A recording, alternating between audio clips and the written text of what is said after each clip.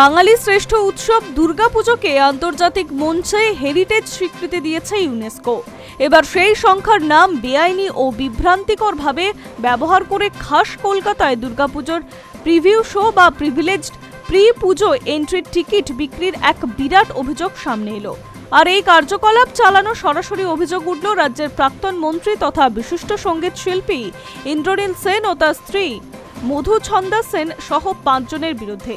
Kolkata police commissioner, রাজ্যের police director general এবং কলকাতার বউবাজার থানায় একটি বিস্তারিত লিখিত অভিযোগ দায়ের করা হয়েছে।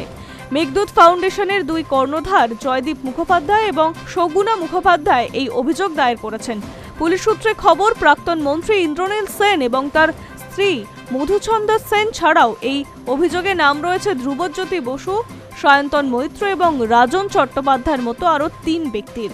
অভিযোগকারী সংস্থাটির দাবি, সম্পূর্ণ বেআইনিভাবে ইউনেস্কোর লোগো ও নাম ভাঙিয়ে পুজোর আগে প্রিভিউ শোয়ের জন্য চড়া দামে ভিআইপি প্রিভিলেজ টিকিট বিক্রি করা হচ্ছিল, অথচ ইউনেস্কো এই ধরনের কোনো বাণিজ্যিক চুক্তি কোনোদিনই করেনি। নিজেদের দাবির সপক্ষে প্রমাণ পুলিশের হাতে তুলে দিয়েছে ওই সংস্থা। অভিযোগপত্রের সঙ্গে অফিসিয়াল ইমেল এবং একগুচ্ছ আইনি নথিপত্র জমা দেওয়া হয়েছে।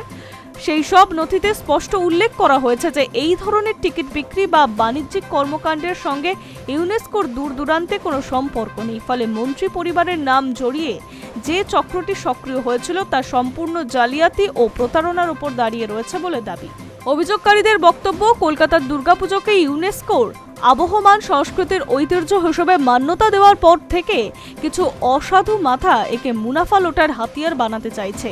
মন্ত্রী ইন্দ্রনীল সেন এবং তার স্ত্রীর পুজোর মরশুমকে সামনে রেখে এই আন্তর্জাতিক স্তরে অবৈধ বাণিজ্য চক্রটি গড়ে উঠেছিল বলে অভিযোগ। পুজো মণ্ডপগুলিতে সাধারণ মানুষদের ঢল নামার আগেই প্রিভিলেজড এন্ট্রি বা আগাম ঠাকুর দেখার পাইকারি টিকিট বিক্রি করে বিপুল টাকা তোলার ছক কষা হয়েছিল। এই চরম অস্বস্তিকর অভিযোগের পর লালবাজারের তরফ থেকে এখনো পর্যন্ত কোনো সরকারি প্রতিক্রিয়া দেওয়া হয়নি। তবে সূত্রের খবর, ঘটনার সত্যতা যাচাই করে জমা পড়া আইনি নথিগুলি খতিয়ে দেখছে পুলিশ। তারপর প্রয়োজনীয় পদক্ষেপ গ্রহণ করা হবে বলে জানানো হয়েছে। Hi News network.